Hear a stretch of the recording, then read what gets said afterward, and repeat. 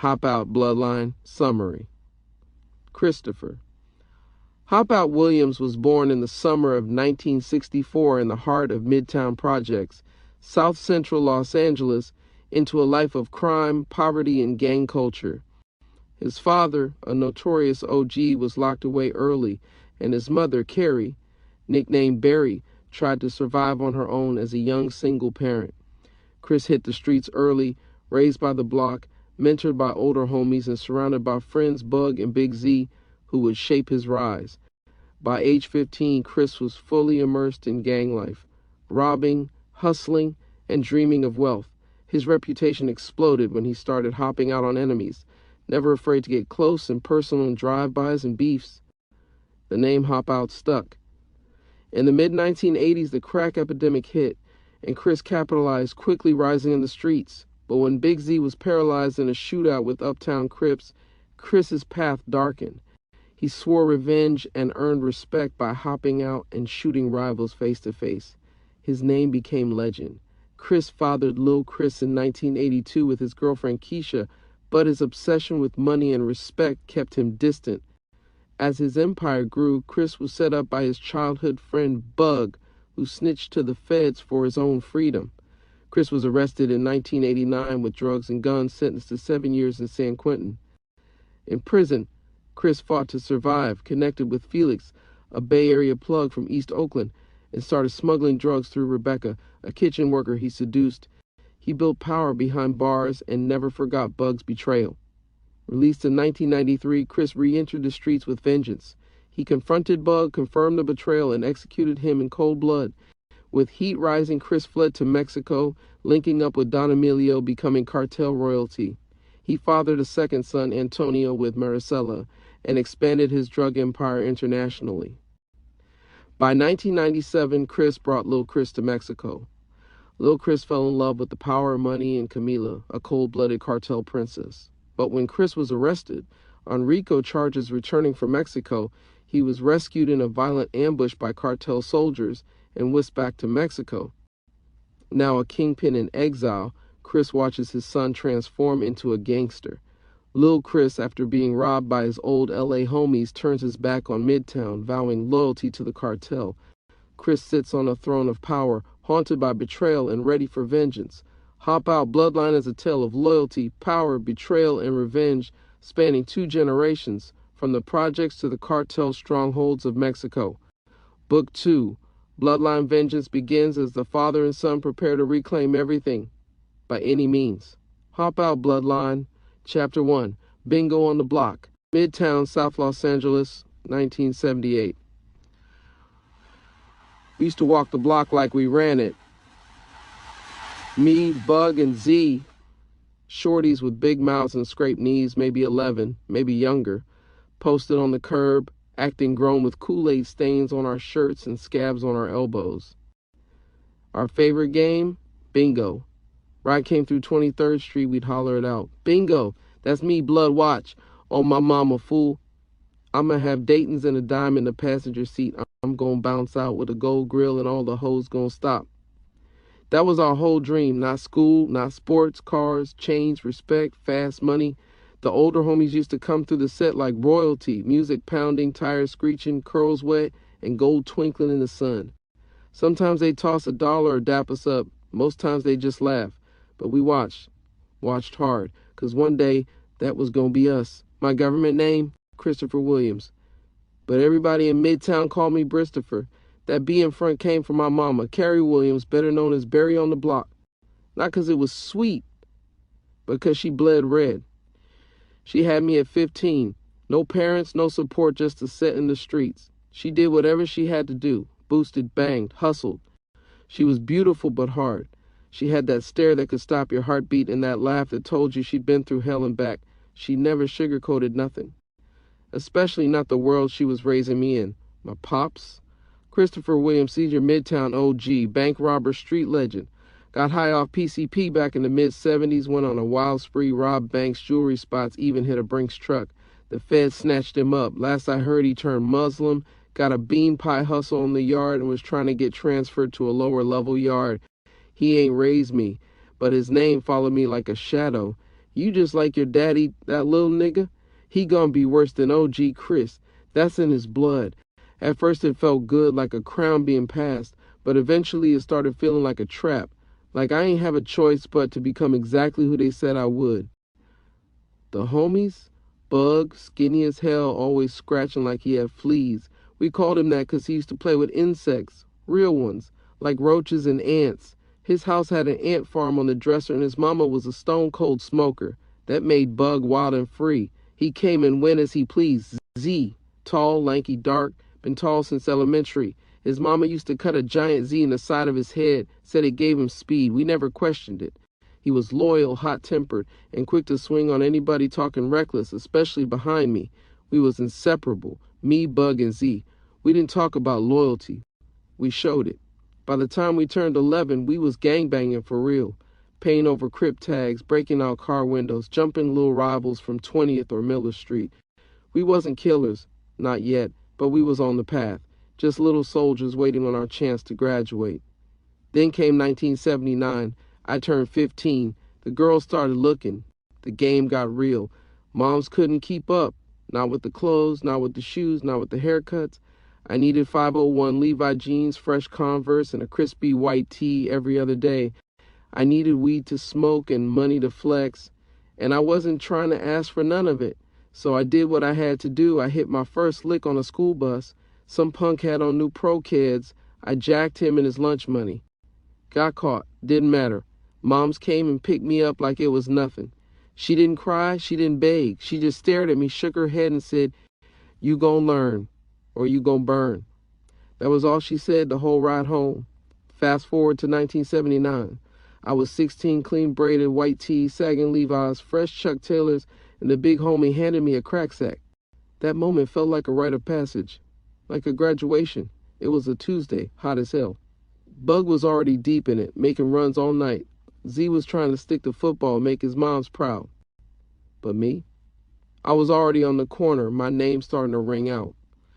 I wasn't doing it to be cool. I was doing it because I was broke, because I was tired, because every time I looked at that lowrider roll by, I felt my chest tighten like, that should be me. From the outside, I looked calm.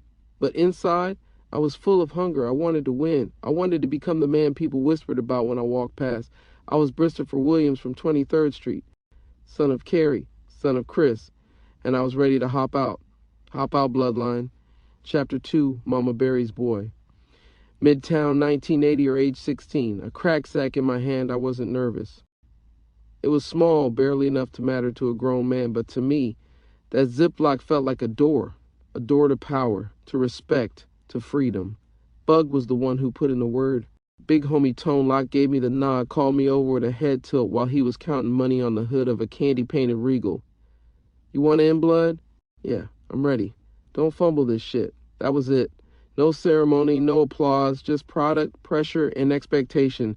I hit the block that afternoon, sack in my pocket, heart calm. The sun baked the pavement and the project walls threw long shadows across the lot. Clotheslines swayed heavy with jeans and tees. Flies buzzed. Dope fiends hovered like ghosts, sniffing the air. Posted, laughing about some chick who gave him. Blood, you ready? He asked me, big grin on his face. I'm on it. You gonna be rich, fool. Just watch. I got posted up near the corner where Tone Lock said I could post, right in front of Unit 17B. A known hot spot, but we were deep. The whole set was outside and the air felt electric, like something was about to happen. And it did. My mama found out.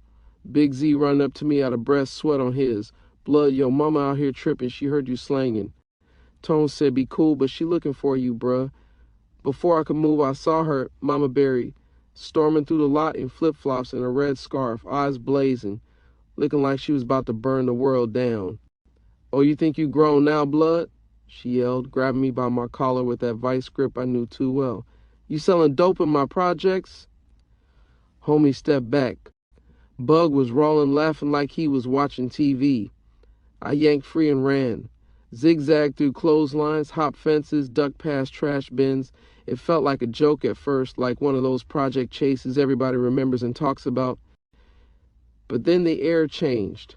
Everything slowed. A blue box Chevy turned the corner real slow. I stopped in my tracks. One fool was hanging out the window with a Uzi. The other had a shotgun in his lap. "Uptown Crip," one of them screamed. Gunshots exploded. Pop, pop, pop, boom. I dropped to the ground, hugged the dirt. Screams ripped the air. People scattered, diving behind cars, walls, anything. I saw my mama behind a brick wall, peeking out, screaming something. I couldn't hear her over the gunfire. I looked over and saw Z take a hit. He hit the pavement hard, and he didn't move. The shot lifted him. His body twisted midair, blood flying from his back like paint. I crawled like a soldier, pushing my body through the dirt, getting close to Z. The whole block was in chaos. Homies firing back, but them uptown niggas wasn't playing. Even the driver was busting. It felt like they'd never stop shooting. Bug was frozen, rocking back and forth near the stoop, whispering to himself. The Chevy screeched off, tires burning rubber, that voice echoing as they pulled away. "Uptown Crip." After that, everything was blood and noise. Mothers screaming, kids bleeding, sirens somewhere far off. I got up, knees shaking, grabbed Z's arm, blood soaked through his white tee. He was breathing barely. My mama screamed for someone to call an ambulance. Homies jumped into cars, grabbing straps, ready to retaliate. I knew it then. I was done being a kid. I walked straight up to the car with the older homies. They looked at me, eyes hard. "Nah, little nigga, not tonight. You ain't ready." I stepped closer, eyes burning. "These my projects. That's my ace on the ground. I ain't doing no drive-by. I'm hopping out." They paused. Then one of them grinned. "You sure, blood? Ain't no juvie hall game. This that big boy shit. I'm ready." On 23rd. For Z through uptown that night. Block after block, all ghost. Lights off. Windows shut. Cowards hiding. On the way to the hospital, a squad car got behind us. Panic in the car. Everyone was strapped. "Pull over, blood." "Nigga, I ain't trying to go back." "Shut up. I got license." "Be cool." The cop stepped out just as that same blue Chevy flew past. The cop ran back to his car and peeled out in pursuit. We all sat in shock, then busted out laughing. "You was scared than a motherfucker, blood," Bug yelled. "You look like you was about to turn into a damn track star." "That's them fools, blood. Same blue box Chevy. Let's see if they stop for the pigs. We can see who they is." We slid up slow, watched from the cut. Cops had them fools jacked up on the curb. I saw Lil Duloc, high top, and some new face I ain't recognized. I wanted to do my Rambo impression, run up and let loose, but we slid back to the car and headed to the hospital. When we got there, the scene was wild. Mama's crying, babies crying, nurses running everywhere. A girl ran up. "Did y'all get them niggas? Z ain't looking good, but he alive." Back on the block, I tried to hand the strap back. The big homie shook his head. "Keep it. It ain't over." I came home to Mama crying in our 2-bedroom apartment. She hugged me like she thought I was dead. Told me she was tired of this shit, tired of losing people. Said she didn't want me in the game, but it was too late. My mind was mine, and I was 16, early. Creased my khakis, loaded the .45, picked. I stopped by Bug's house. His mama passed out on the couch. He looked tired, sad, but still fly. "You think Z gonna be okay?" he asked. "Hell yeah," but then I looked him in the eyes. "You trying to put in some work for Z?"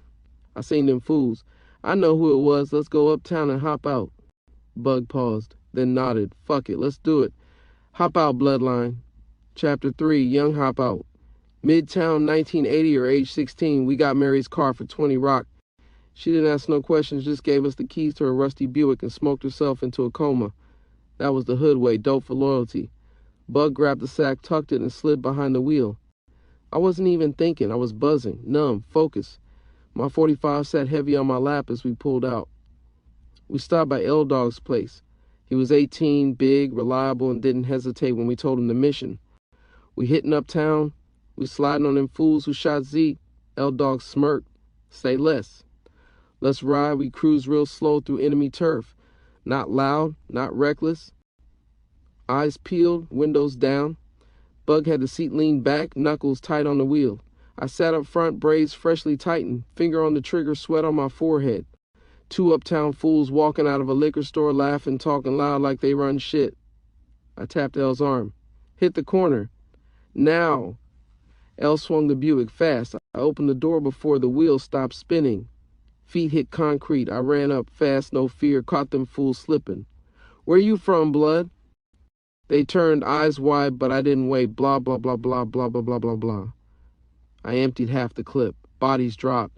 Bug let off 2 more behind me. They never got a shot off. L-Dog screamed from the car, "We gone, blood, we gone." I hopped in, adrenaline blasting through my veins, hands still shaking. Not from fear, from power. We rode back to the hood in silence. The homies was already waiting. OG Scoot stepped up. "Y'all put in that work?" L-Dog nodded. Young niggas hopped out, ran up, and got down. This little fool right here, Bristopher, didn't hesitate. No drive-by, he hopped out. The homie circled me. Scoot looked at me hard. "That's you now, blood. Young, hop out. Hold that name." I felt it in my chest, heavy and cold. I nodded once, didn't smile, didn't speak. I just stood there, chest out, ready for whatever came next. Weeks passed. I kept pushing weight, kept putting in work, started echoing through the city. Little homies looked at. I wasn't Chris's son anymore. I was Hop Out. Z survived, but he wasn't ever walking again. I visited him in the hospital. His legs were dead, but his mind wasn't. I told him we got them fools. Z didn't even look at me, just stared at the ceiling, voice low. "Blood, they say I ain't gonna never walk again." I didn't have an answer. My eyes burned. "I got you," I whispered. "I'm gonna ride for you forever." He nodded once. 1 tear slid down his cheek. Later that night, task force raided the projects. I had a fat sack in my drawers. They found it. Slammed me on the hood of a cop car, asked about the shootings. I said nothing. Booked. Moms didn't come this time. I was 16, a man now. Juvenile hall was hell. Crips from uptown, essays from downtown, bloods from everywhere. Word had already spread. My name was heavy. Hop Out, that little nigga from 23rd, shot them.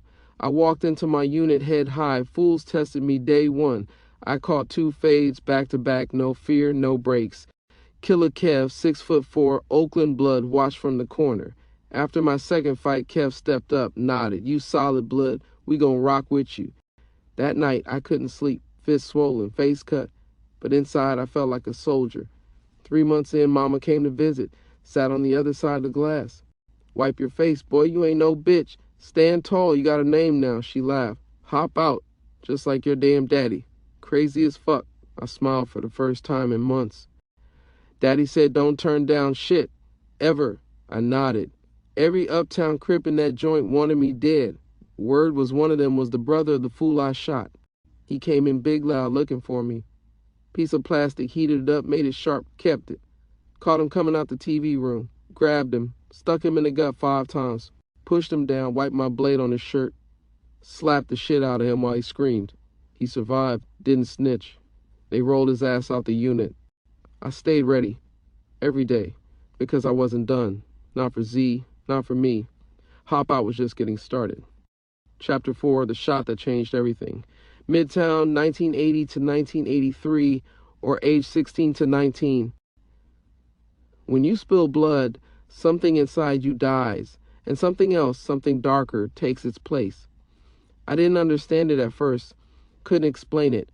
But when I laid in bed at night, staring at the cracked ceiling at Bug's house, I could feel it growing, that cold thing in my chest, that hunger. I was Hop Out now, fresh out of juvie 17, and I was standing taller, body thicker. My braids weren't neck braids no more, and I walked like I couldn't be touched. I creased my khakis every morning, white tee clean, Chuck spotless, 380 on my hip. Bug had everything moving. He welcomed me home with a sack and a strap like it was a birthday gift. "You ain't gonna be broke, blood," he said, handing over the 9-pack. "First one's on me. Everything after, on you." I got to work immediately. By nightfall, the sack was flipped.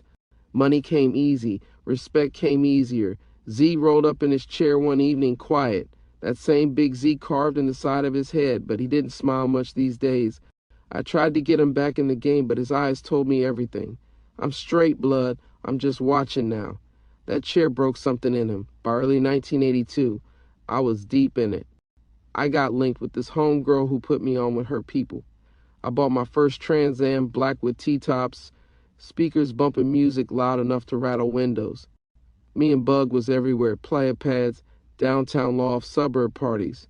Bug had these 2 rich white girls, Janet and Marshall, feeding off his energy. They started buying heavy. First weed, then soft, then half bricks. That's when I met Keisha. Thick, real, hood.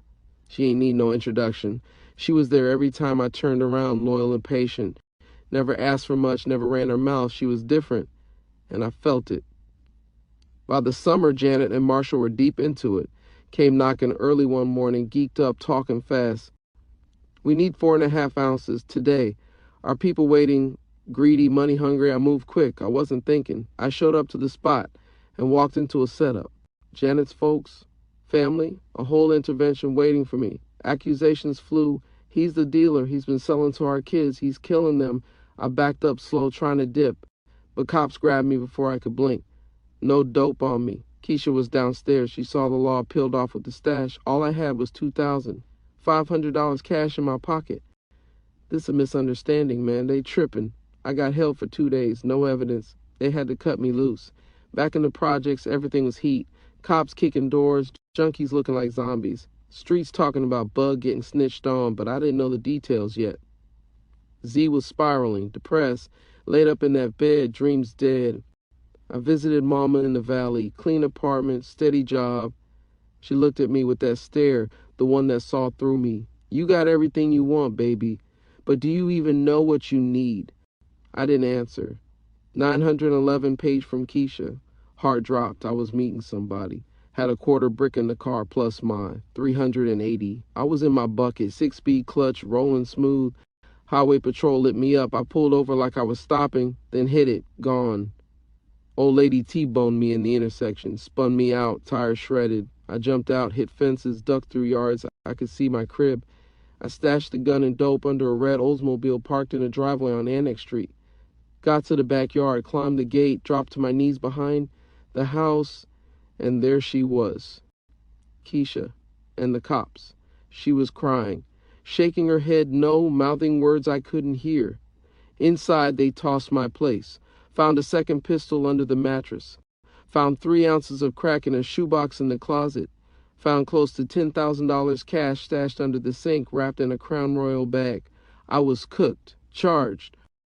Fresh August 19th, 1983, no more juvie, straight county. This wasn't fade your way out type shit. This was politics, power, bloodlines. And I was hop out, still standing, still ready. Chapter 5, the count begins. 1983 or LA County Jail or age 19. The cuffs cut into my wrists, cold steel biting deeper every time the bus hit a bump. I stared out the small slit of a window, couldn't see shit but gray and chain link. A dull ache sat in my chest, not from fear, from fury.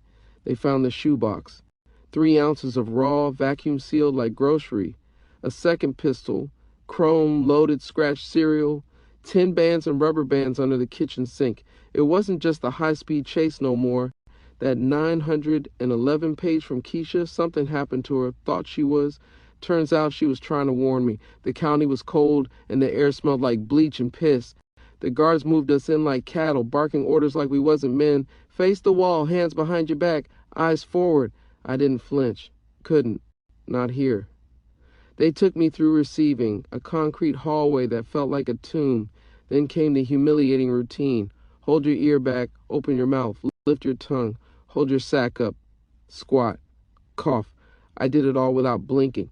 They issued me my blues, my slip-on shoes, my box with a toothbrush, soap, and a roll of toilet paper already unraveled and half torn. Welcome to the Gray Bar Hotel, the guard smirked. They walked me down a tier blood module. Already I could feel eyes on me. Crip modules were separate, but politics still bled through concrete. I kept my chin up. I wasn't hop out for nothing. First dude to speak was short, husky, with gold fronts. Blood, that's the little homie hop out from Midtown, ain't it? I nodded once. Heard you went out busting. Walked that case like a G. I ain't walk it, I said flat. I'm here, ain't I? He laughed. Facts. Welcome to hell, homie. Later that night, one of the older homies pulled me aside. Compton bald, scar down his cheek, skin like tree. You already got a name out there, but in here, you gotta run your fades. Say less, I told him. They lined him up. First dude was a young Crip from Uptown, in the day room while the deputy was bullshitting. We squared up. He was quick, landed a clean one to my chin early, but I had time in juvie, had rage to burn. I caught him with a 2-piece to the ribs, then laid him out with a hook that echoed off the walls. Silence, then claps. Midtown, bitch! I shouted, blood dripping from my knuckles. Second fade came 2 days later, an Issei from downtown, thick neck tattoos all down his face. We met in the showers, no witnesses, just pain. He tried to rush me. I dipped, caught him in the gut, and slammed his head into the cinder block wall. He folded. Respect, he said, holding his face. That's what it is, I replied. Third was different. This wasn't about the set, this was a test. Killer Kev, 6 feet 4 inches straight out of Hunter's Point in Frisco. Bay nigga, full grill, eyes like a wolf. He wasn't trying to hurt me, he was trying to feel me out. We locked up in the weight pit. 20 seconds in, he slammed me back, hit the dirt. I laughed. Okay, big dog, got up, went back in, took my licks, didn't back down. At the end, Kev pulled me in. Aight, youngster, you official, county life moved fast. Mornings was cold cereal and hard toast. Yard was tension wrapped in sweat and eyes. We kept our backs to the wall, always watching, always ready. I stayed sharp, no drugs, no slipping. Start working out heavy, push-ups, burpees, dips off the sink. I met a few solid homies. Tone Mac from Inglewood, real quiet, real dangerous. West Side wild as hell, but down for the function.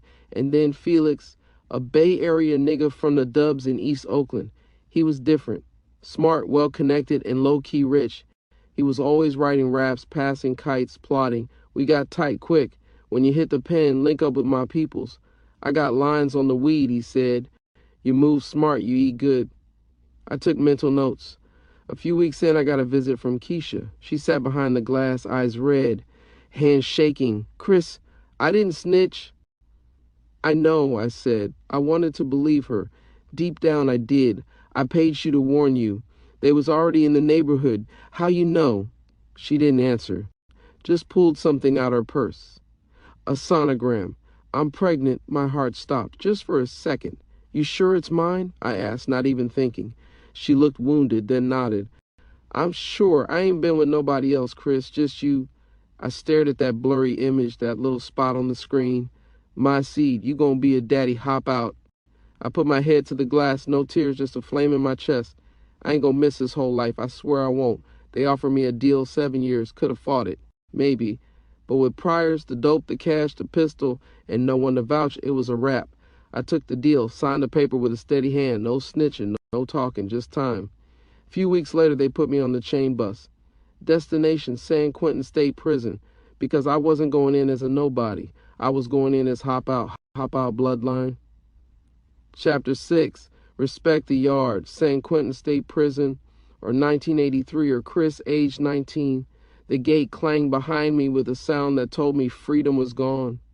Gone for real this time. This wasn't no county cell, no juvie dorm with a curfew and a rec hour.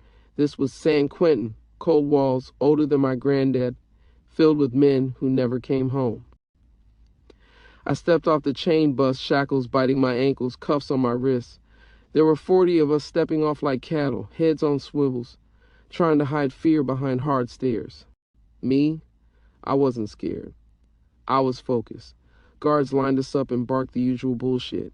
Eyes forward. Don't look around. Move when we tell you to move. Strip search. Again. Ears back, mouth open, lift your sack, squat, cough. I'd done it all before, but this time it was realer. They handed me a pair of state blues, stiff as cardboard, a blanket that smelled like piss, and a bag with soap, toothpaste, and a Bible I didn't ask for. The deputy looked at me, smirked. You hop out, huh? Heard you shot a couple Crips. Welcome to the graveyard. I didn't respond, just took my gear and walked in a yard, the main yard. Home to Bloods, Crips, Serranos, Bay Area cats and woods. Politics ran everything. You didn't shit without knowing who ran the toilets. I got to my cell, dropped my stuff, and sat on the bunk, looked at the walls, carvings everywhere, names, dates, hoods, ghosts of men who didn't make it. The door clanked. Someone stepped in. Midtown, right? I looked up. Felix, smooth brown skin, low-cut, clean state blues, eyes sharp like he wasn't ever going to be caught slipping. You remember me, Blood? You from the Doves, right? I replied. Felix, he laughed. I ain't no blood, ma nigga. We murder dub niggas. We get money, not drama. We dapped up. Welcome to hell, he said. Come walk the yard. Felix moved different. Had weed, food, kites, motion. You trying to eat in here or just survive? He asked me. Good. I got a plug. Kitchen worker. Thick white bitch, older, freaky, loves black dudes, and she loves danger. Her name was Rebecca.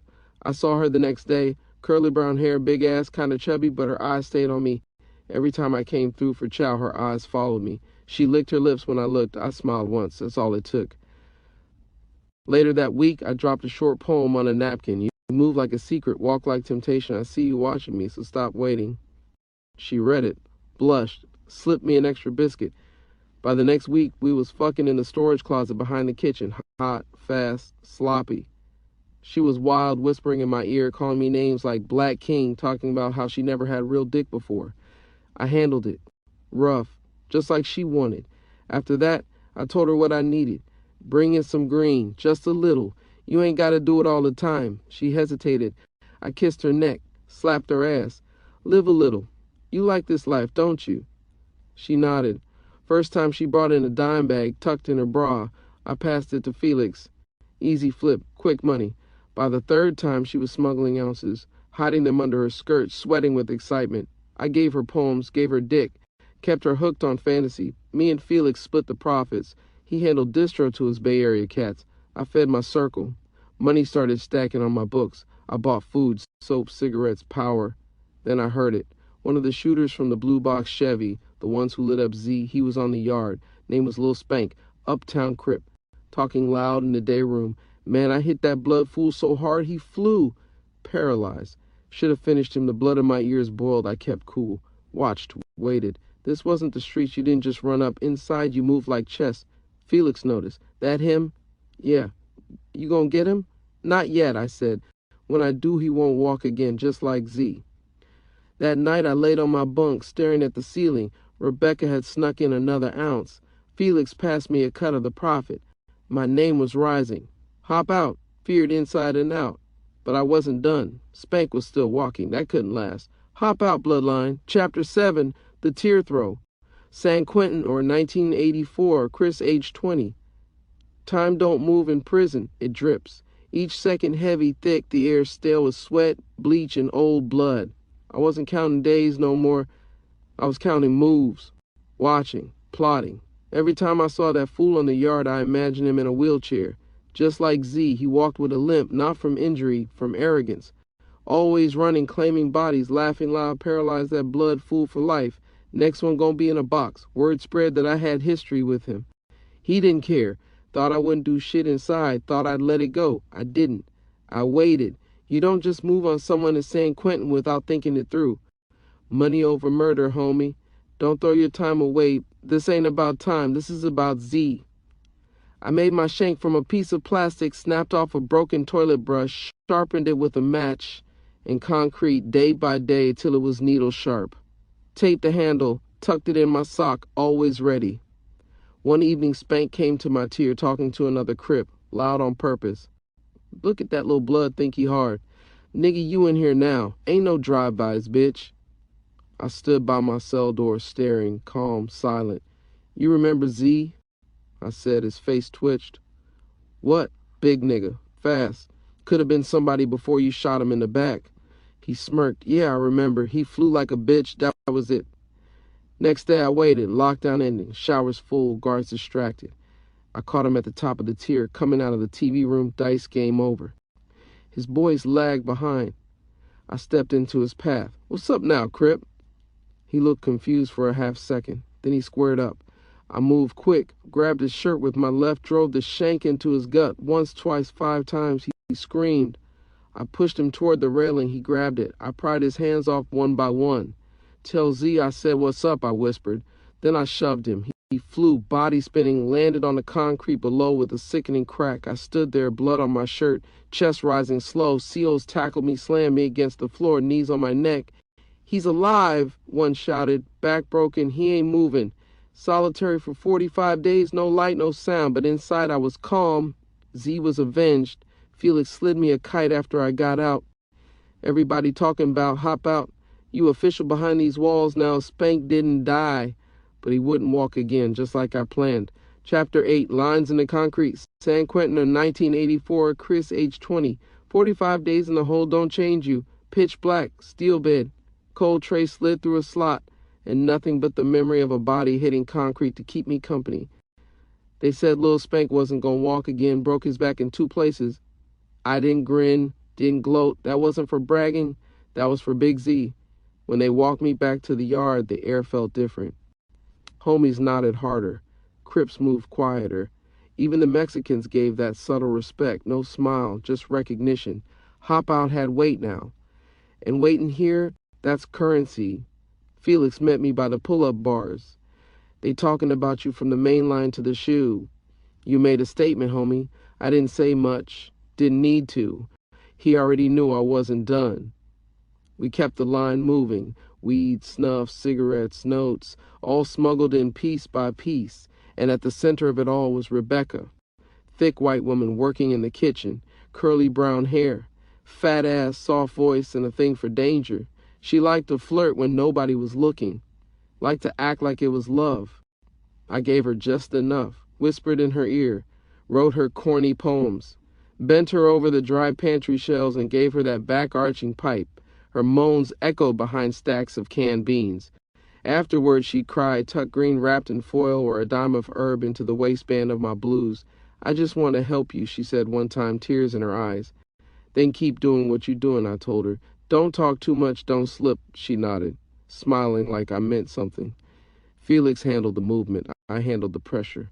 We split the books down the middle. Money stayed right. Food, soap, postage, extra spreads, even some tight-ass county shoes came through a connect. But at night, my mind went back to Keisha. The last letter I got from her was written in blue ink, heart drawn by the signature. I'm keeping it. I knew what she meant.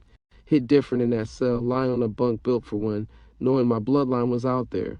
A child, my son. Word came on a folded napkin tucked inside my food. Keisha had the baby, named Bristopher Jr., born healthy, 6 pounds, 11 ounces. She said he got my nose. Said she cried when she looked in his eyes. I sat there in my cell and just let it hit me. Pride, guilt, rage, hope, all of it. All at once. I was 20 years old, sitting in a cell running a yard, and I had a son out there who didn't even know my face yet. I folded that napkin and slid it in my Bible, not for God, but to keep it close. That night, I got up from my bunk, looked out the bars, and whispered to the dark, "You gonna know me, little man. You gonna hear my name whisper with fear or with pride, but you gonna know your pop stood on his tin. Bug's name still floated through the cracks, quiet now, but not forgotten." That betrayal was a slow-burning fuse. I wasn't ready to light it yet, but when I did, whole block gonna feel it. Hop out, Bloodline. Chapter 9, Paroled with Pressure. December 23rd, 1987, or Chris age 23, or San Quentin release day. Steel gate slid open with a sound like freedom tearing loose.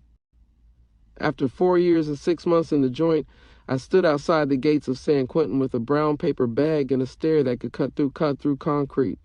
I had my release clothes on, triple fat goose, a fresh white t-shirt, and brand new 501 Levi's, and white Nike Cortez lace tight, and 2 chains resting on my chest like they never left. The cold air hit my face. I stood still for a second. No more roll call, no more shanks and socks, no more watching every move. At least not like that. I was home. A car was parked up the street, shining like the streets missed me. My mouth cracked into a grin I hadn't made in years. Keisha stepped out the driver's side, hair done, thick thighs, red lipstick popping. She had a look in her eyes, love and fire. "Merry Christmas, baby." I walked up slow, took her face in my hands, kissed her hard. "Let's get married, right now." She laughed, then paused, looked up at me serious. "You for real? I'm dead ass. We been through for me it. You stayed down. Ain't no other choice." She bit her lip. "Wait, you got anything you need to tell me before we do this?" I stared at her a second. "Nah, I'm just playing. It don't matter. Let's do it." She wrapped her arms around me. "Can I have some dick, please? I've been waiting for a long time. I waited for you, Chris, so please, I'm begging you not to play with me. You all I will ever need. Fuck this money. Fuck everything. I just need you." I felt a tear slide down my face. I believed her, and that's something I don't do. We rode through the city, top down, music low. On the radio, that Chronic album still killing the game. I lit a blunt. Keisha passed me and just let the city breeze hit me. My name still rang bells in the hood. At the crib, we kicked back, bottle pop, food on the stove, and handled business like she was making up. We didn't make love. We made war in the sheets. Her body was still mine, every inch. 5 rounds later, we lay in silence, both in a coma of release. When I woke up, I pulled on my pants, hit the fridge, and lit another blunt. Life was good. For now, I needed to check in with Z. I needed to see who was still loyal. And I needed to figure out why my name was still in the wind when it came to that case. He was back supplying the hood, moving like a king. I ain't confront nothing yet. I just watched. Waited. Because I didn't survive prison to come home and be played by a snake. Tomorrow I'd touch the turf.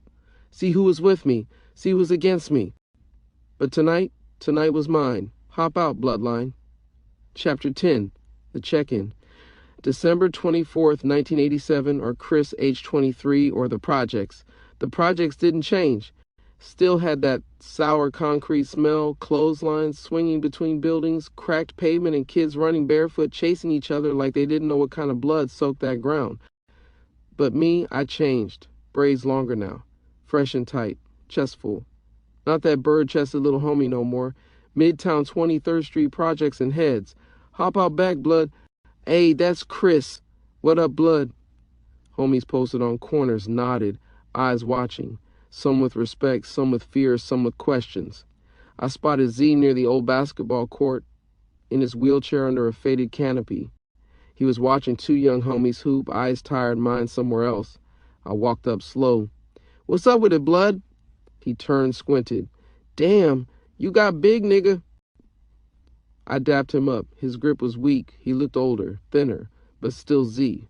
We posted up, watching the game in silence. So how you been, blood? I asked. Same old shit. Chair, weed, sleep.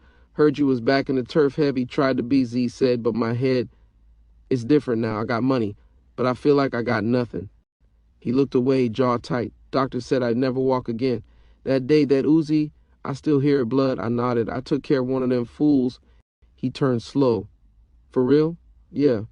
He ain't walking either now. We locked eyes. Z's eyes glistened, then he looked back at the court. Appreciate that. Silence again. What's up with Bug? I asked, voice calm. Why you asking? Just checking in. I hear he got motion again, supplying niggas, moving weight. Z sighed. Yeah, he back. Shit, he never really left. Got these young niggas hooked on him. Money talks. Z paused. I'm chilling. He came by, dropped some cash off. Told me to lay low. He running the projects now, blood. I leaned back. There it was. So he the king now? I asked. Niggas forgot who built this shit. Z looked uncomfortable. Avoided my eyes. He held it down when you was gone. Fed the block. That's how they see it. My jaw clenched. Fed the block or fed the pigs. Z's eyes shot up. I stepped closer. You tell that nigga I'm back, and I'm taking mine. Z's voice lowered. Watch yourself, blood. These ain't the same homies, they loyal to the money. You stir this up, it's war. I stepped back, spit on the ground. War it is then. I walked off, my mind racing. I knew it in my gut. Snitch. Set me up. And now he moving like a god. That shit wasn't gonna stand. I hit the block, checked in with a few of the older homies. Some shook my hand, some looked nervous. They all knew. They just ain't say it. Later that night, I sat on the hood of my Impala, strapped in my lap, watching the project lights flicker. Lines had been drawn, and the first shot would be mine. Hop out, Bloodline. Chapter 11, The Paperwork. 1987, or Chris, age 23, or Midtown 23rd Street Projects. Snitching is a death sentence. No appeal, no warning, no forgiveness. And Bug, he wrote his own. The paperwork landed in my lap 3 days after I saw Z folded in quarters. Smudged. Passed hand to hand from a homie named Tone Locke, one of the last real ones left in the Jecks. We met in the back of an abandoned laundry room. Clothesline swinging in the wind outside, old bricks crumbling. He pulled it from under his hoodie. This what you been waiting on, blood. I unfolded it slow, read every word twice. There it was, my name in black and white, in a DEA. Informant 047, B, Bug's real name at the bottom, signed, dated 2 days before I got jammed up.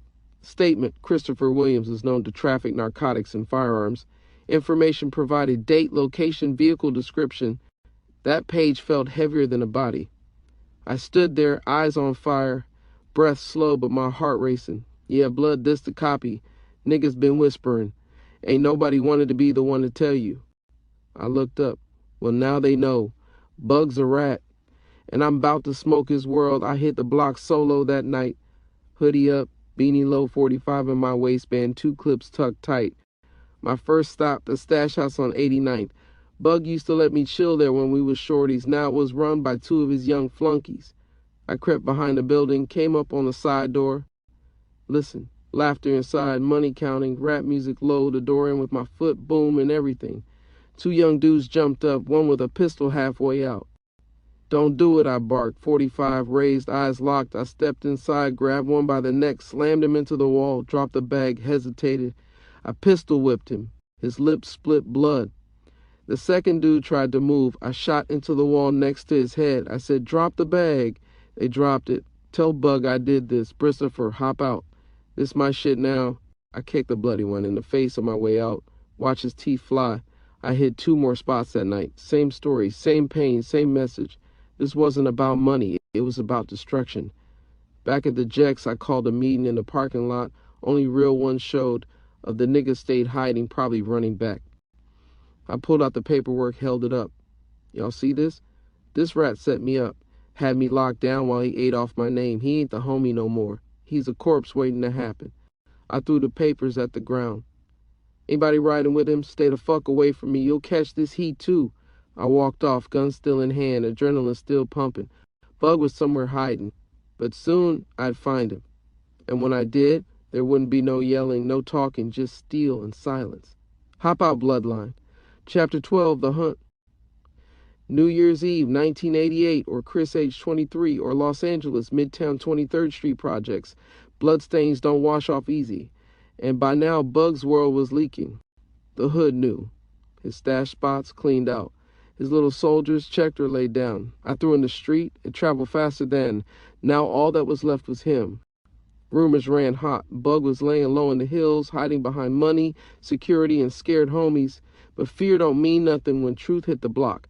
And truth, it came from the mouths of the young homies I caught lacking, bleeding, and crying. By New Year's Eve, Bug's paranoia was boiling.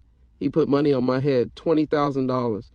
Told niggas, get hop out gone before I gotta do it myself, because now I knew. He ain't just hiding, he's scared. I moved smart, posted up in the valley, low-key spot, far from the turf. Only a few homies had access. Lil Tone, Twin, and Black D, all certified, all riding with me. I let Keisha and Lil Chris stay in the suburbs, safe, out the way. She was scared. She saw it in my eyes. I wasn't the same. But she knew better than to ask me to stop. Be careful, Chris, she said one night, holding me tight. He was your brother. Nah, I whispered, kissing her forehead. He was a snake. The hunt started that night. We followed his car runners, tailed his bitches, checked his family crib. He was bouncing around like a ghost, always one step ahead, until one of my young homies, Dre, spotted him leaving a party in the hills riding with a known punk. That's when it clicked. Bug wasn't just hiding. He was hiding who he was. I ain't give a fuck what he did in private. But the snitching, the betrayal, that was public. And his death, that was going to be legendary. I crept through the shadows, black hoodie, gloves tight, 45 loaded, heart steady. His car pulled up. He got in, smiling, drunk, fake free.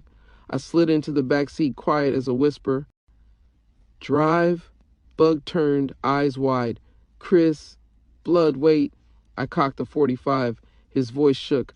Aight, let's talk. Drive. He drove, hands trembling.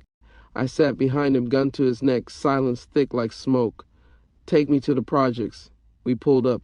Empty lot, moonlight glowing off broken glass. Park. He stopped. I made him turn the car off.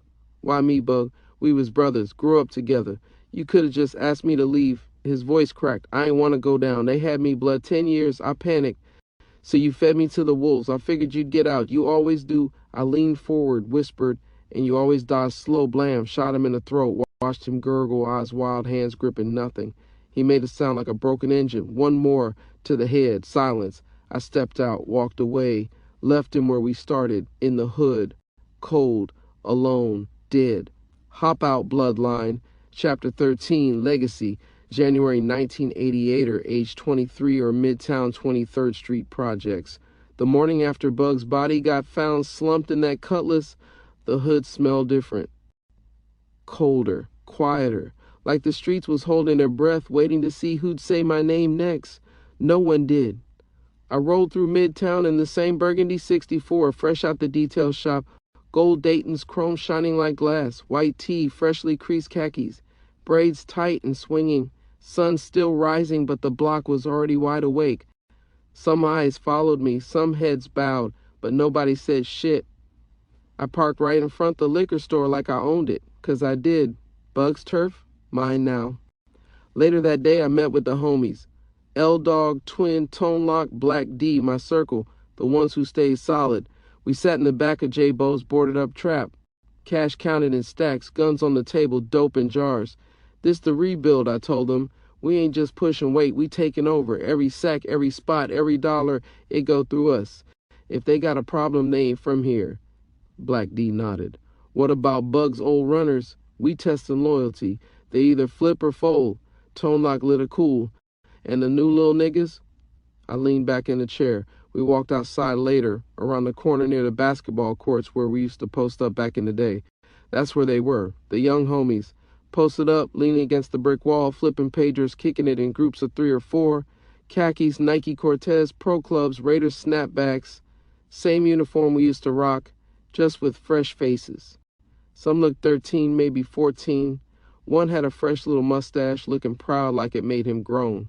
I stepped over, Tone and Twin flanking me. What's up, little homies? They got quiet. One of them, Lil Rome, stepped up, nodded. What's up, big homie? Heard you back in building. They looked nervous but respectful. Y'all ready to be outside for real? They nodded fast. I ain't talking about spray cans and back alleys. I'm talking pistol work, fed time, body bags. Lil Rome glanced at his crew. We ready? I stepped close, looked him dead in the eye. Then follow my lead. No half-stepping, no talking on phones, no weak shit. You get caught, you hold your mud. You understand? On Bloods, he said. We with it. That's when I knew. The next generation was here. But they move different, think different, be raised off stories of me instead of standing next to me. That ain't make them soft, just made me old. I stopped by Z's spot that night. He was sitting outside in that same wheelchair watching the alley like it had answers. You really did it, he said when I walked up. Did what needed doing. He rubbed his face. Looked like he ain't slept in a year. You think that's gonna fix anything? Nah, I said, but it evened the score. Z shook his head. All this time, that chair done taught me something, Blood. Every choice got 2 endings and both of them hurt. Just nodded. That was Z, all heart, always trying to. So what's next, he asked. Legacy, I said. We taking what we built and making it permanent. He nodded. That night, Lil Chris was in the living room when I got home, sitting on the floor watching Menace II Society like he was studying it. You really shot Uncle Bug? I didn't lie. Yeah, they call me Bristopher at school. I hate it. I looked at him. You got my blood. You don't like the name, make your own. But remember what it means. He looked me dead in the eye. I ain't gonna be like you. Good, I said. Be better. And that's when it hit me. Power was temporary, but legacy, that shit lasts generations. And I'd do whatever it took to protect mine. Chapter 14, Crenshaw Nights. Summer 1988 or age 25 or South Central LA was hot, but Crenshaw still jumped on Friday nights. Lowriders creeping slow, chrome gleaming, music bumping out trunks. I pulled up in the burgundy 64 Impala, gold Dayton's, top down, white tea blowing in the breeze, the sidewalk sipping 40, smoking loud girls. That's when I saw her. She leaned against a black caprice, red dress, hugging her like it was scared to let go. Long brown hair, curves like a Coke bottle, gold hoops, red lipstick. Eyes locked on mine, she was feeling me before I said a word. You gonna ride past or say something, Poppy? I got out, walked up slow, eyes never leaving hers. Name's Chris. Maricela, she said, eyes shining. You always pull up flexing on strangers, only to find ones? She laughed. We kicked it on the hood, smoked a blunt. She asked about the car, the chain, my work. You in the game? I run my lane. Why? She leaned in close, her breath sweet, voice low. Because my family move weight. Downtown, we don't work with clowns. But you? I heard about you. Hop out. I raised a brow. She already knew who I was. You the real one, she said. And real gets me wet. Her spot, small house near Boyle Heights, quiet. As soon as we stepped in, I slammed the door and grabbed her hips. She kissed me like she'd waited years, biting, hungry, rough. I ripped that red dress down, her tits spilling out, nipples hard. Damn, girl, take it, she whispered, breath hot. I want all of it. I bent her over the couch, pulled my belt off slow. She looked back at me, ass like a stallion, thick thighs shaking. I slid in raw, deep, both of us gasping. She clawed the couch, moaning loud. Harder, Chris, fuck me like I'm yours. I grabbed her hair, drove it deep, her body jerking with every thrust. Sweat dripped.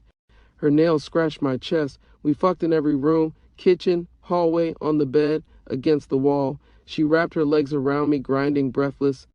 I want you to run with us. My family, my father's got work. Big work. After we came down, both naked, bodies tangled, she looked at me serious. You want more money, more power? Let me plug you in. I lit a blunt, eyes on the ceiling. Let's talk business. Chapter 15, The Pipeline. Summer 1988 or Chris, age 25 or Los Angeles. Downtown Connect. Marcella wasn't bluffing. 3 days after we fucked the walls loose, she had me meet her family. I pulled up solo, 64 Impala gleaming, to a compound-style house deep in downtown. Not the hood, this was old money mixed with new dope cash. Inside, the air was thick with power. Family pictures on the wall, but in the dining room, a table full of cash, scale, and bricks. Marcella stood beside her father, Don Emilio, late 50s, silver hair slicked back, clean white guayabera, gold rings, eyes cold. Her 2 brothers flanked him. And Carlos, tall, heavy-set, full of quiet hate. Ramon, lean, sharp, always watching. So this is the man, huh? Don Emilio said. You fuck my daughter? I stared him in the eyes. I respect her, and I'm about business. He smirked. Lit a cigar. Good answer. They laid it out. 50 bricks of coke per month. Pounds of wheat from NorCal Pipeline. And distribution in L.A., with potential to push into Oakland with Felix. You the blood on the street. We the blood in the veins, Don said. We feed the city. You keep it moving. Carlos ain't like it.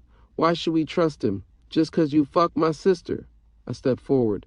I don't need your trust. I got reputation. I put in work. You want to move in L.A., you come through hop out. Or don't move at all. He stepped back. Don Emilio smiled. I like this one. He got balls. That night, Maricela showed up at my apartment, red dress again, no bra, heels clicking. She kissed me slow, sat on the couch, legs wide. My family don't play. You cross them, they kill. I pulled her into my lap. I ain't got plans to cross nobody, but they cross me, I leave bodies, she moaned, grinding on me. You make me feel dangerous. You are. I bent her over my kitchen counter, yanked her panties down. She was dripping. You ready for this life, Mommy? I'm born in it. I slid in, hard, both of us gasping. Her nails dug into the counter, ass bouncing.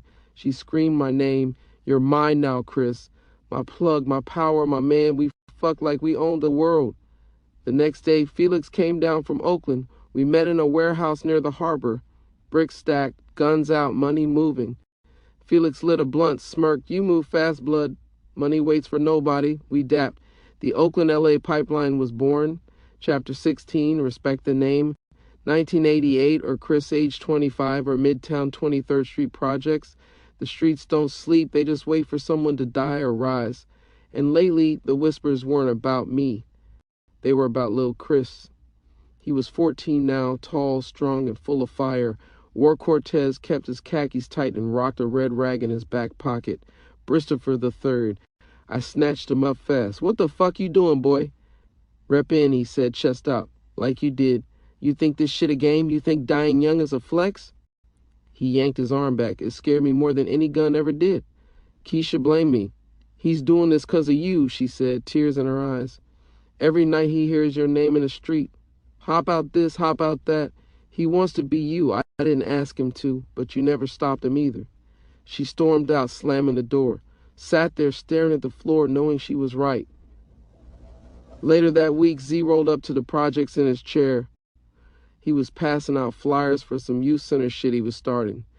We got to give him another option, Z told me. You got the respect. They'll listen to you. Ain't my job to save nobody, I said. I run the turf.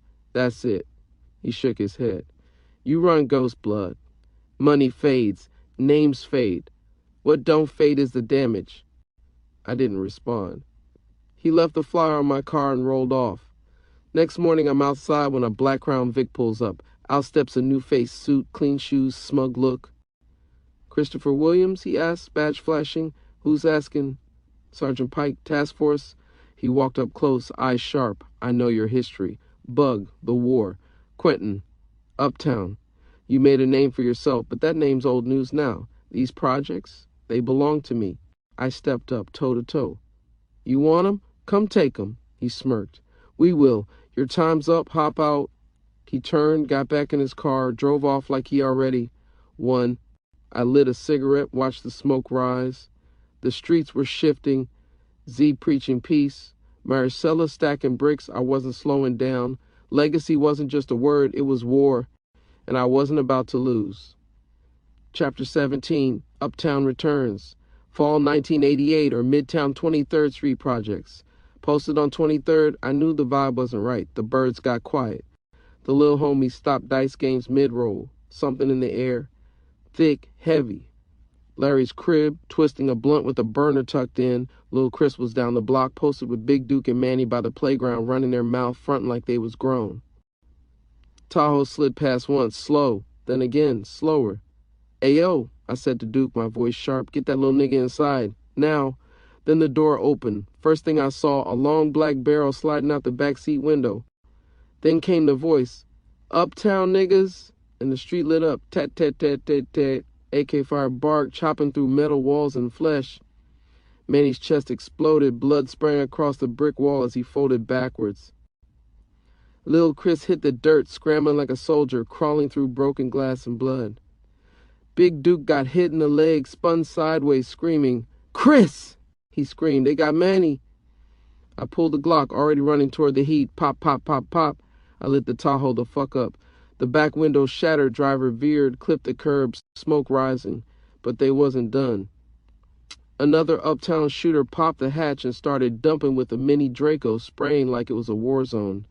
I hit the corner just in time to see Bugsy, one of the new lil homies, take a shot to the face. Gone. No scream, no nothing. Just dropped, skull cracked open, pink mist in the air. I flanked left, ducked behind an old Crown Vic. Came up and caught one of them lame-ass Uptown niggas slipping, trying to reload.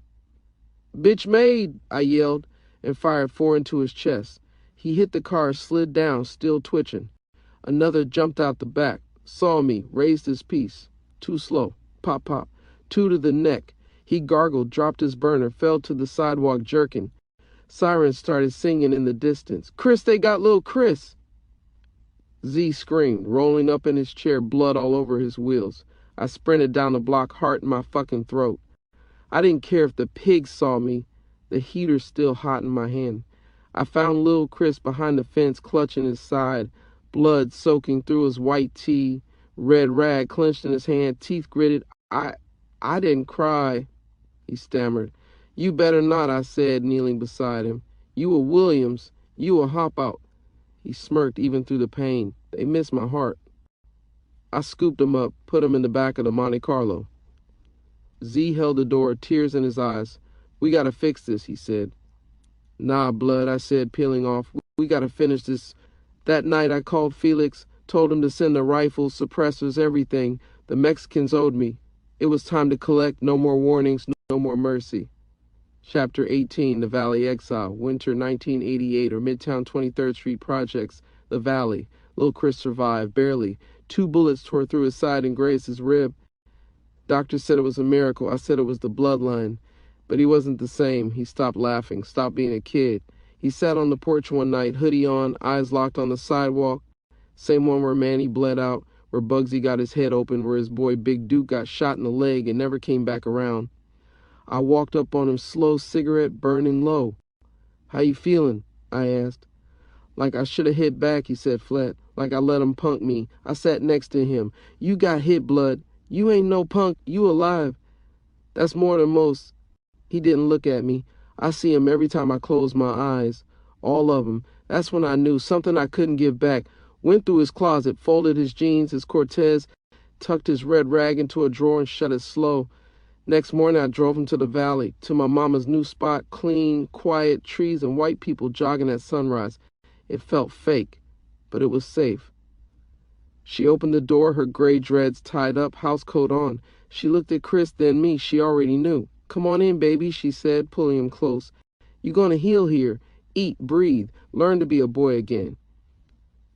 He didn't say nothing, just hugged her hard, harder than he ever hugged me. I walked back to the Impala, looked over my shoulder. He stood in the doorway, hoodie still on. You mad at me, he asked. Nah, I said, I'm proud. You took bullets and didn't fold, that's gangsta. But I want you to be more than gangsta. Be smart, be alive. He nodded, wiped his nose.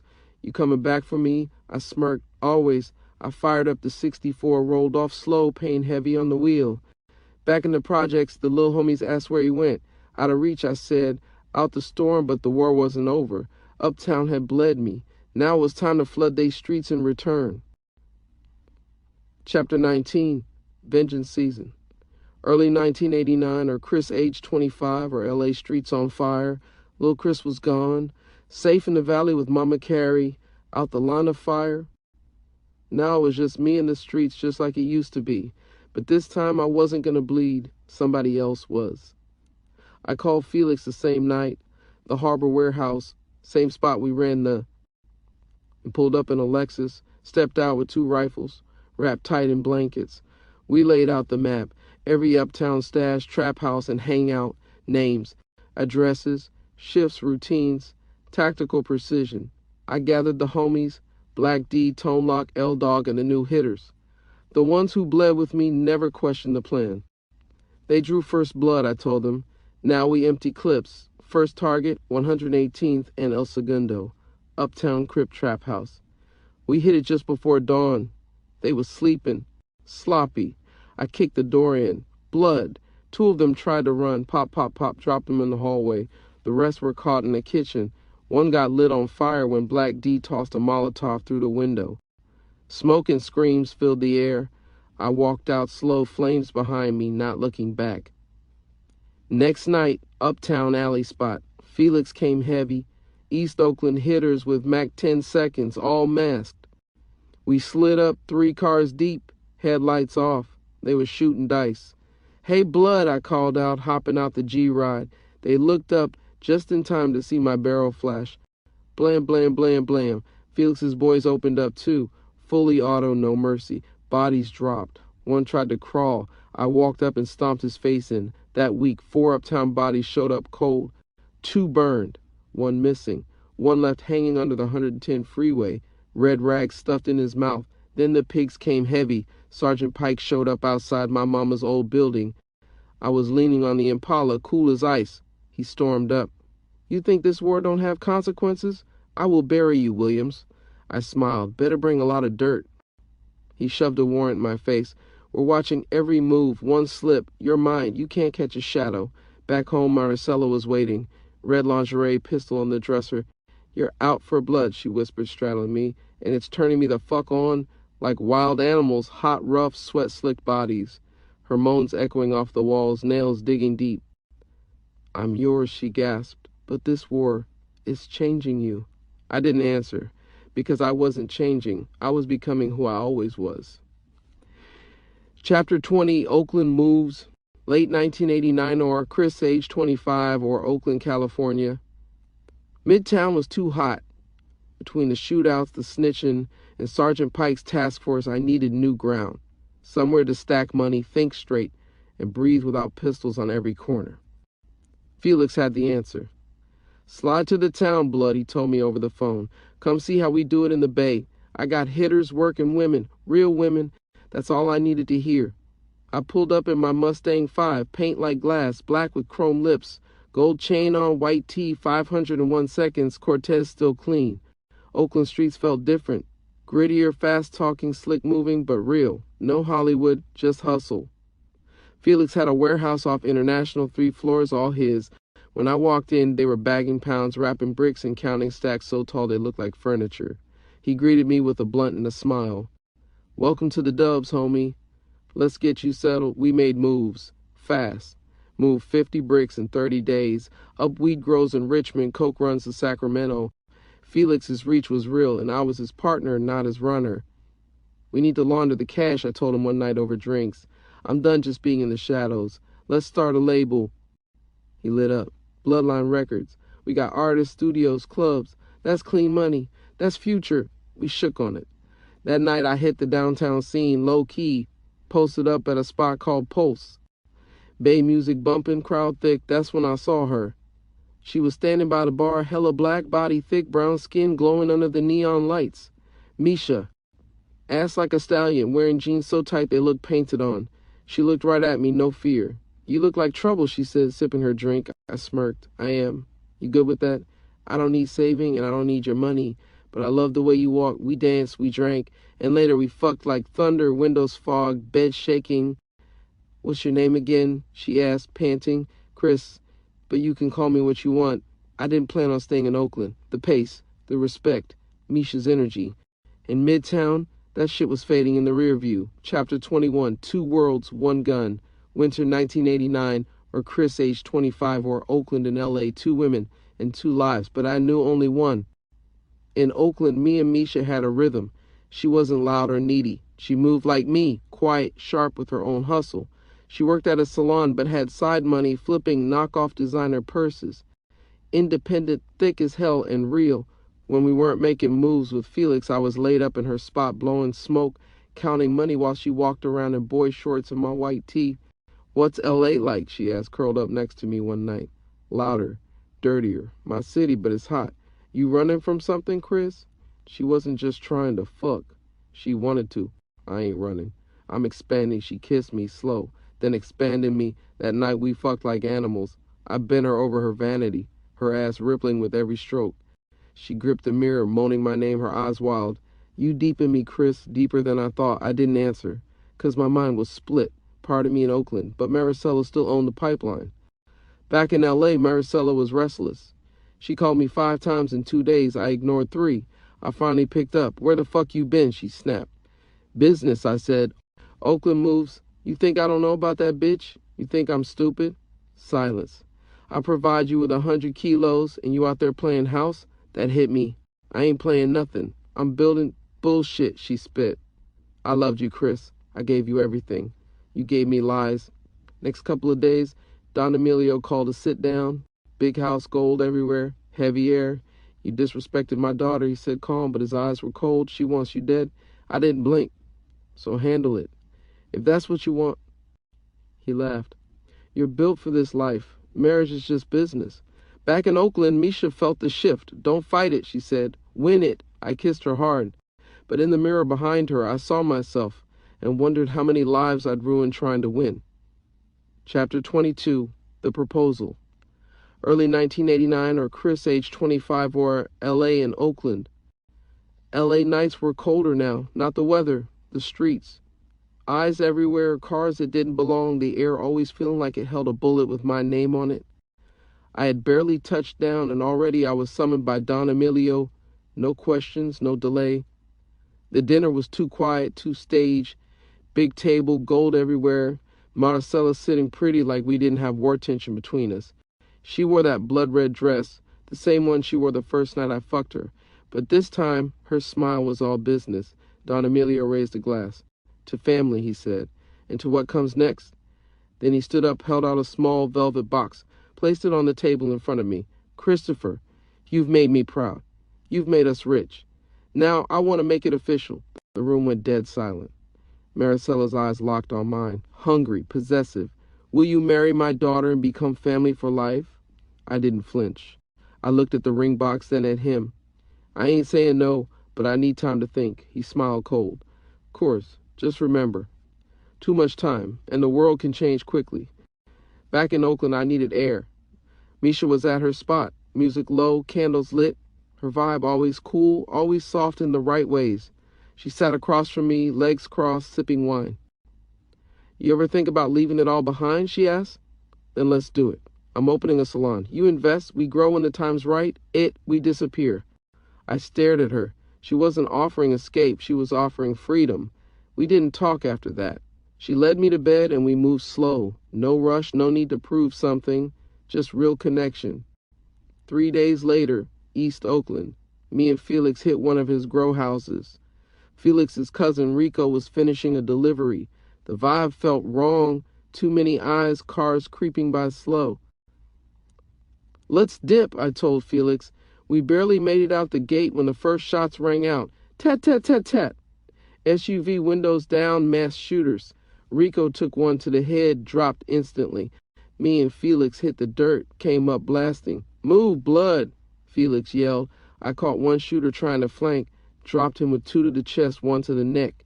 The SUV peeled out, one fool left bleeding. We grabbed him up, dragged him inside. Who sent you?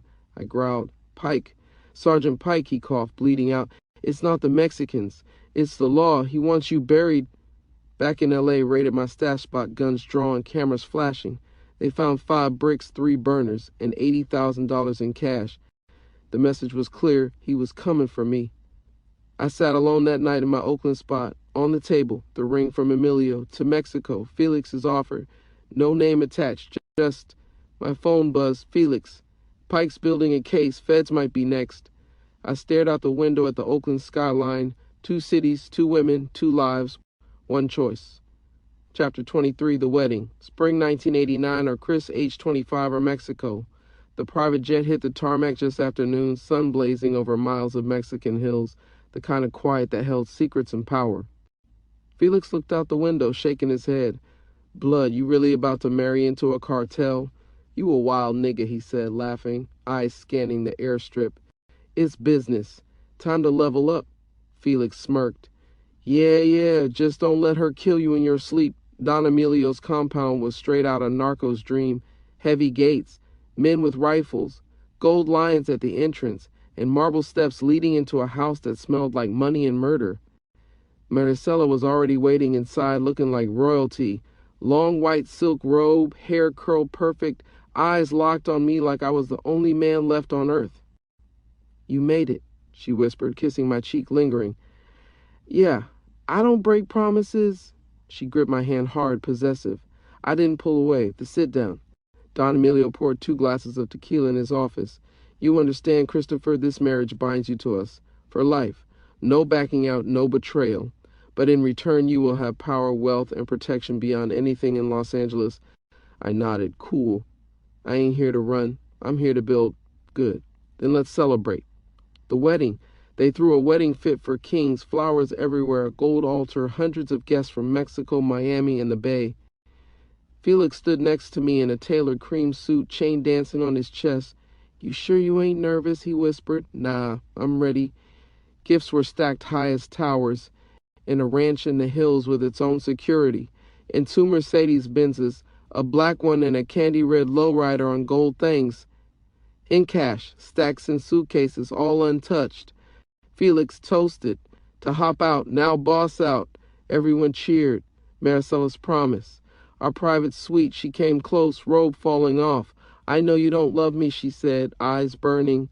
But you will, because I love you more than any woman ever will. I'll give you everything. Just never leave me. I looked her up and down, her body thick, soft, glowing in candlelight. Her love wasn't safe, it was obsession. But it was real. I'm here, I said. Let's build honeymoon her way. She climbed on top, no hesitation, her hands on my chest, hips grinding slow. Her lips touched mine, then trailed down my neck. Say you're mine, she whispered, breath hot. I'm yours. Louder. I'm yours, Maricela. She rubbed me hard, moaning, clawing, kissing, owning me. Her words dirty, her body moving like she was trying to make me forget every woman before. This is your life now, Poppy. You belong to me, no escape, just power. Later, I sat alone on the balcony, cigar lit, watching the stars.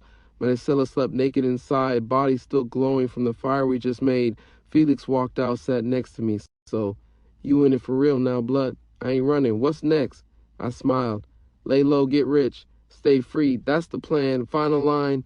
This life, you don't run. You rule. And I'm just getting. Chapter 24. Favor for a Son. 1994, Chris, age 30, or Mexico, L.A., Oakland, the Valley, November 7th, 1994. Came into the world screaming like he had. The room was hot, smelling like sweat and iron. Maricela squeezed my hand so tight my knuckles cracked. She was wild-eyed in pain but glowing, her body strong, full curves trembling with effort. Then, his cry. A midwife held him up, small, brown, crying loud. You have a son now, Maricela whispered, tears falling. We're yours forever. I held Antonio in my arms, heart heavy. One thought hit me hard. Lil' Chris. 14, out in the valley with Mama Berry, hearing the streets talk. Phone call to the valley. I called that night, sitting outside the ranch under the stars. Mama Berry picked up, her voice sharp. You finally calling? Your boy been out late again, skipped school. He with them little niggas from Midtown now. My chest tightened. He say anything? Says he tired of being called your name, tired of hearing about Hop Out. He wants to be his own man, but he acting just like you.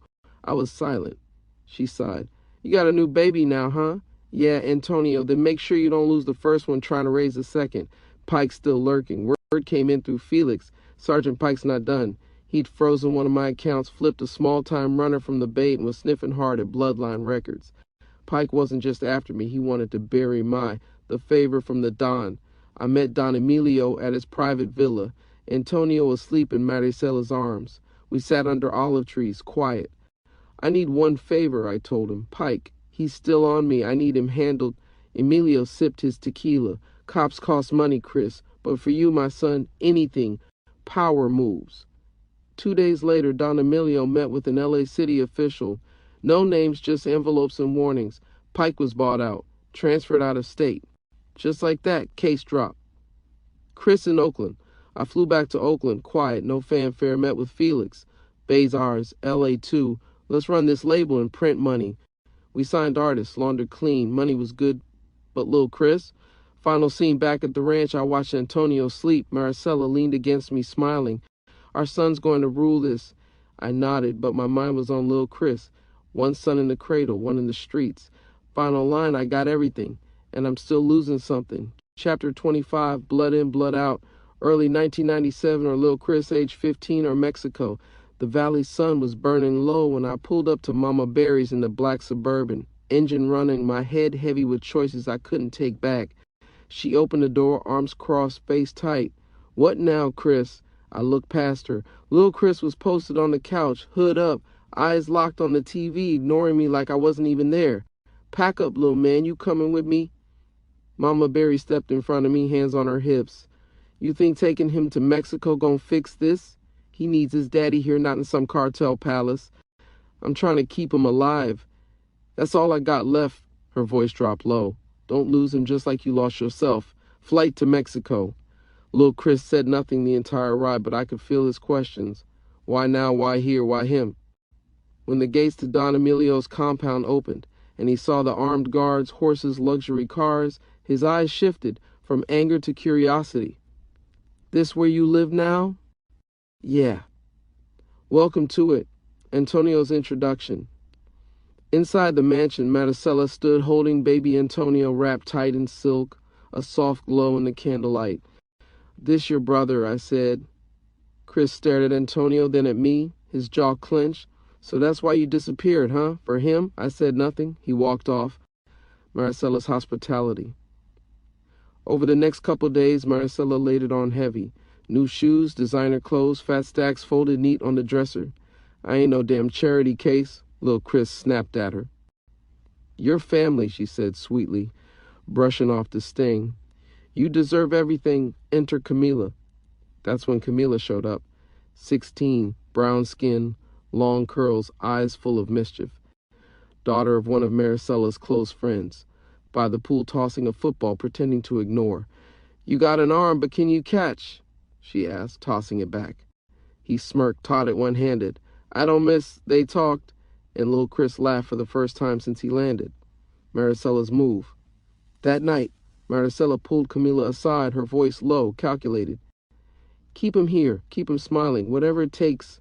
She handed her an envelope, thick.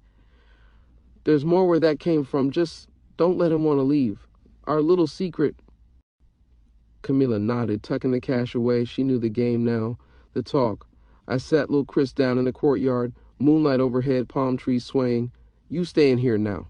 He froze. The fuck you mean? It's safer. I can't have you out there getting caught in some street war. His eyes turned to steel. So you just dump me off like I'm a problem? Like he's your real son and I'm just... He stood, walked off, straight into Camila's arms. Pike's descent. In a rundown LA apartment, Pike sat in darkness, walls covered in photos of me, Felix, Maricela, Lil Chris. Strings connecting dots. He held his badge, then dropped it on the table, picked up a Glock, loaded it slow. No more courtrooms, no more rules. I'll bury you myself. Final shot. Lil Chris sat poolside, gold chain heavy, eyes empty. Camila on his lap, smiling, touching his chest. Across the courtyard, Maricela watched, sipping wine. Lil Chris stared out into the darkness, thinking one thing. This ain't home. This a cage. Chapter 26, the line between loyalty and love. Spring 1997, or Mexico and Oakland. Lil Chris leaned back in the passenger seat. The warm breeze from the Mexican hills rolling through the open windows of Camila's sleek black coupe.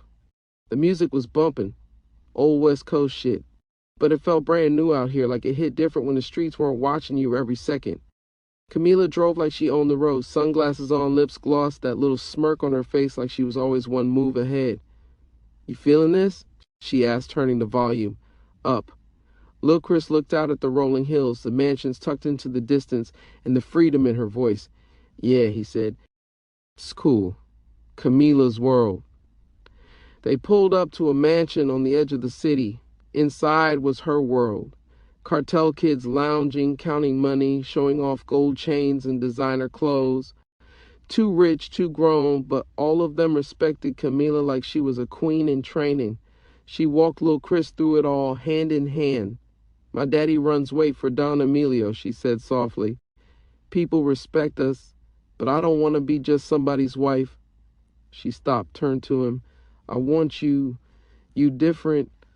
Lil Chris didn't know what to say. No girl ever talked to him like that, not with power behind it. Her words hit like dope, and he was already hooked. The makeout. Later that night, they sat at a lookout above the hills. The city lights flickered below like stars had fallen to earth. Camila leaned in close, lips brushing his. I like you, Chris. A lot. They kissed. Slow at first, then deep, heat rising.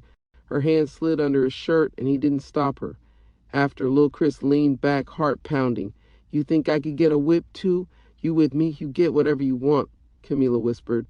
Pike in Oakland. Back in Oakland, Pike was on fire, obsessed, tired, out of control. He kicked in doors, rolled up on old associates, jammed Felix's cousin up, shook down corner hustlers. He even showed up at Misha's salon, flashed his badge, voice low. Where's your king now? Where's Hop Out? Gone ghost, huh? Misha didn't flinch. He gone. You should be too. Pike came up blank, every time. Chris had become a shadow, protected by blacked-out SUVs, armed guards, and Mexican silence. Chris visits Keisha. Chris returned to Oakland quietly, solo in a burgundy lowrider with an SUV trailing, windows dark.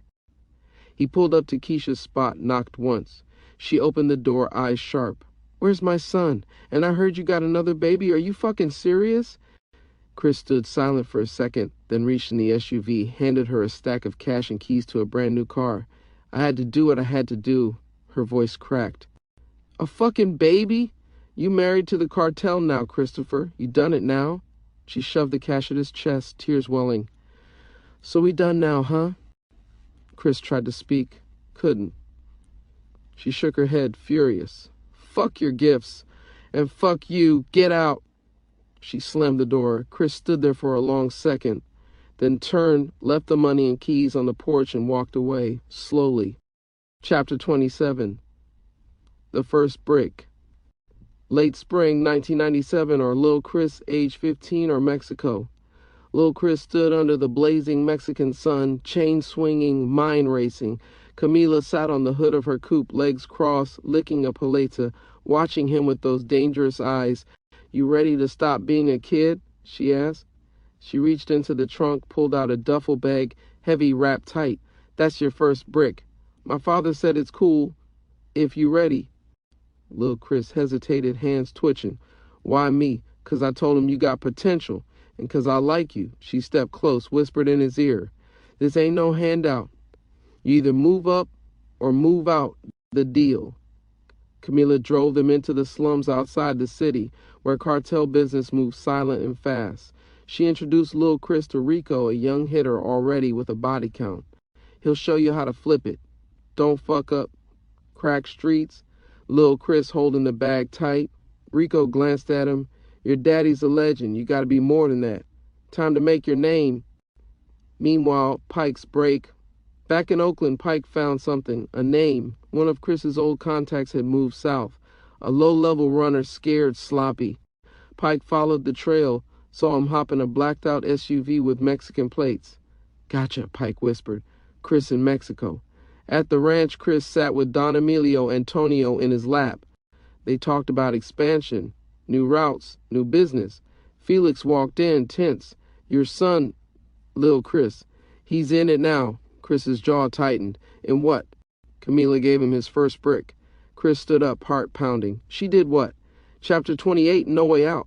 Early summer 1997, or Mexico, Oakland, LA, Lil Chris, cartel prince in the making. It started with a little money. Then it turned into more than he could count. Now Lil Chris was riding through Mexico City in a brand new baby blue Mercedes-Benz, custom plates, tinted windows, music thumping, Gucci frames, gold chains, designer fits, all of it. He rolled through the streets like he owned them, flanked by two other cartel kids, smoking weed, laughing, throwing money at street vendors like it was nothing. At night, he kicked back with Camila, drinking tequila, hands all over each other. Their makeouts turned heavier, longer. Camila bowled, no hesitation. One night, she pulled him into her room, locked the door. "You ain't a kid no more," she whispered, pulling her shirt off. "Let me show you what it really means to be cartel." Lil Chris lost his virginity that night. It wasn't love. It was control. It was power. And he was fully aware but enjoying every moment of it. Chris gets word. At the ranch, Felix pulled Chris aside, tense. "Your son's out there, Wilden. Blood. Moving weight in the city, flashing cash like he untouchable."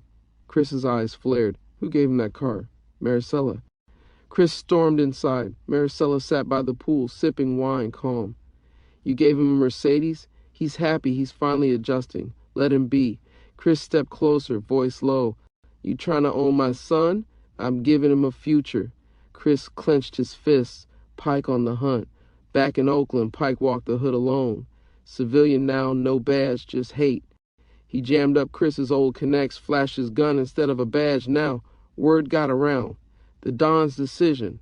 That night at the ranch, Chris sat with Don Emilio, smoke swirling in the air. "The man named Pike, he's here again?" "Yeah, still hunting me, but he quit the force. He's a civilian now." Don Emilio looked at his top soldier, nodded once. "Then it's time. He dies." Final scene, Pike marked. Pike sat in his motel room, polishing his gun, map spread on the bed. Knock. He grabbed the gun, crept to the door, opened it slowly, no one there, just a black rose on the ground and a note, "You're dead. D.E." Pike's face went pale.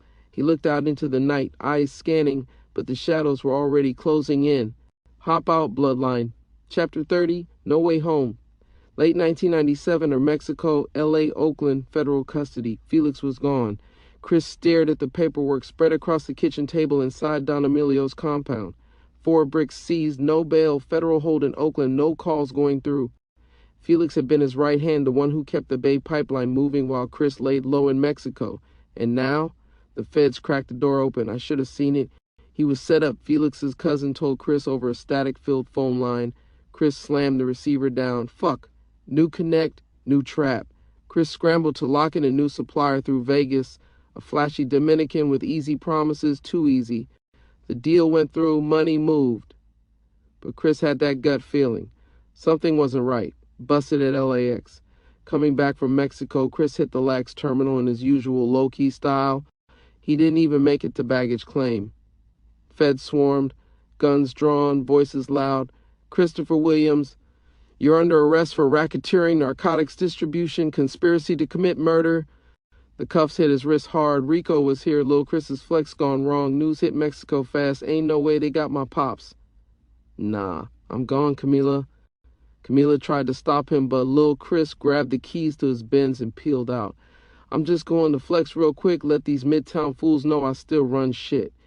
He pulled into Midtown Projects with his usual swagger. Fresh Gucci, gold shining, music bumping. Old homies came out, dap laughs. Then the switch flipped.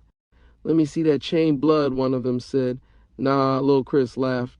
But they weren't laughing. Guns flashed. They robbed him cold, beat him bloody, left him in the street with no chain, no cash, no Benz. "Fuck Midtown." Lil Chris limped to a payphone, blood on his lip, calling the only number that mattered. Camila answered. "Come get me." Federal transport. Chris sat chained in a prison transport bus, Wrist sore, heart heavier than ever. His son robbed, Felix locked, and now he was facing decades. Suddenly, a loud crash. The bus flipped, metal screaming, windows shattering. Masked men in all black yanked him out into a van, adrenaline pumping on the plane.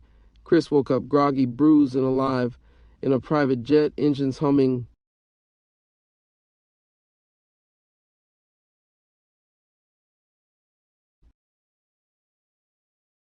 Across from him sat Mighty Sava, smirking. I told you, Chris, you mine forever. Final scene, Mexico landing strip. The jet touched down at dawn. Chris stepped out and froze. Waiting for him on the landing strip, Lil Chris, bruised, eyes full of fire. Camila standing beside him, protective, loyal Don Emilio, calm, powerful, holding baby Antonio in his arms. Chris walked toward them, locked eyes with Lil Chris. They hugged, strong, no words. Lil Chris whispered, fuck Midtown, bum-ass niggas. Let's take everything. Chris looked at Don Emilio, nodded once. Let's burn it all. Hop out, Bloodline, epilogue. The sun was setting over the Mexican hills, casting long shadows across the compound. Chris stood alone on the balcony, a gold chain glinting against his chest, a glass of tequila in hand. Below him, the cartel moved like a machine, guards, couriers, and trucks rolling out like clockwork. Behind him, Antonio laughed, chasing a soccer ball across the patio. Marcelo watched, proud. This was the life Chris built, a kingdom born from blood, betrayal, and pain. But his mind wasn't on the present. It was on Midtown, on the hood that raised him and betrayed him.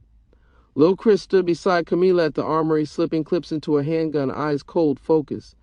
No more chains stolen, no more games.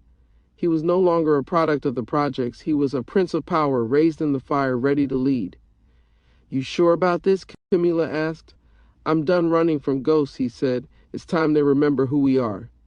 Back inside, Chris lit a cigar, eyes fixed on the horizon. His past was behind him. The future, built on blood. They took everything once, he whispered. Now I take it all back. The war wasn't over. It was just beginning. Hop out, Bloodline, Vengeance, Sneak Peek, or Chapter 1, The Return. 2000 or Sinaloa, Mexico, and South Central L.A. Lil Chris leaned back in the black, bulletproof SUV, diamond chain around his neck, pistol in his lap. The streets of South Central passed by like ghosts, familiar but distant. He wasn't that kid anymore. No hand-me-downs, no projects, no struggle. Now it was designer fits, gold teeth, and cartel money. You sure you want to ride through Midtown? Chavi asked from the driver's seat, eyes scanning every alley. They need to see me, Lil Chris said, staring out the window. No more hiding. I'm back. Back in Mexico, Chris sat at the head of a long table in Don Emilio's compound, heroin maps laid out, stacks of money, armed men waiting. Felix had just called from prison. The shipment touched down. Smooth, Chris nodded, but his focus was elsewhere. Lil Chris was back in L.A., and Chris didn't like it. Keep eyes on him, Chris told Javi over the sat phone. Anything move wrong, shut it down. In L.A., Lil Chris stepped out onto 23rd Street, cartel goons behind him, armed, ready. The same block that raised him, the same one that robbed him years ago. The hood was watching. Old homies whispered. Some stepped back, others stared, plotting.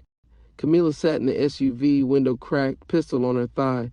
Let one of these fools try it, she said, smiling cold.